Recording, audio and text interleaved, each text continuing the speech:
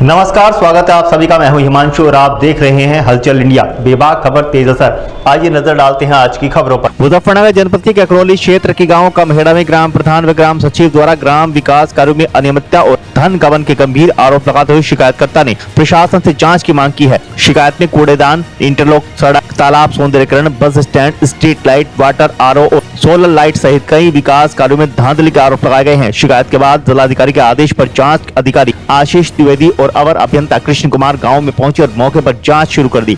जांच अधिकारियों ने बताया कि शिकायत में उठाए गए सभी बिंदुओं की विस्तृत जांच की जा रही है। उन्होंने बताया कि ग्राम सचिव और ग्राम प्रधान को अपना पक्ष रखने के लिए 1 हफ्ते का समय दिया गया है, जिसके बाद जांच रिपोर्ट उच्च अधिकारी को भेज दी जाएगी। वहीं ग्राम प्रधान ने सभी आरोपों को बेबुनियाद बताते हुए कहा कि ग्राम पंचायत द्वारा कराए गए सभी विकास कार्य नियमों के अनुसार कराए गए हैं और किसी भी कार्य में कोई अनियमितता नहीं हुई है। अब पूरे मामले में जांच रिपोर्ट आने के बाद ही स्थिति स्पष्ट हो सकेगी। मैंने पहले शिकायत पत्र दिया था, अब जाकर के जांच के लिए आए थे। पिछले महीने भी 28 तारीख दी थी, प्रधानपति ने टाइम मांग लिया था कि हम बीमार हैं, तो आज आए थे अधिकारियों के पास मैं अपने साक्ष्य रखे। अधिकारियों ने की बात से मैं कुछ संतुष्ट हूँ, कुछ नहीं हूँ, लेकिन वो कह गए हैं 10 दिन का समय, लेकिन गांव में कोई भी कार्य सही नहीं हुआ, सब घटिया किस्म के हुए हैं। मेरा योगी आदित्यनाथ जी से जो है रिक्वेस्ट है कि योगी आदित्यनाथ जी हमारे गांव पे संज्ञान लेकर के और ये जो गांव में घटिया सामग्री लगी है और घटिया काम हुए हैं, जैसे कि फ्रिज गबन कर लिए गए हैं और जो है चैनल उखाड़ के पुराने बेच दिए, घटिया किस्म के लगा दिए, और ऐसे ही जो है बहुत सारे बिंदु हैं, सोलर लाइट उखाड़ के बेच दी है। तो इस तरीके से तालाबों का सौंदर्यीकरण है, इसमें बहुत सारे घपले हैं। और जो है राष्ट्रीय जंगलों की जो है सड़कें हैं, उनका पैसा कहीं 3.5 लाख रुपए काट रखे, कहीं 4.5 लाख रुपए, जहाँ एक ट्रॉली भी मिट्टी नहीं डली, वे फर्जी बिल हैं सारे।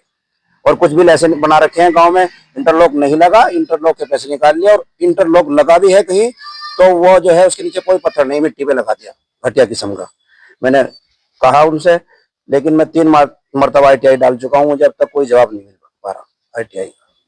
क्या चाहते हो? मैं चाहता हूँ कि निष्पक्ष जांच हो, अच्छे अधिकारी के चैनल के माध्यम से। देखो, मैं आपका धन्यवाद करता हूँ कि आप आए और हमारे से जानकारी ली। मैं बताना चाहता हूँ कि देखो, गांव के हर व्यक्ति की जिम्मेवारी है कि ग्राम पंचायत में पैसा आ रहा है और उसका पूछने का अधिकार है, और उसको पूछना भी चाहिए।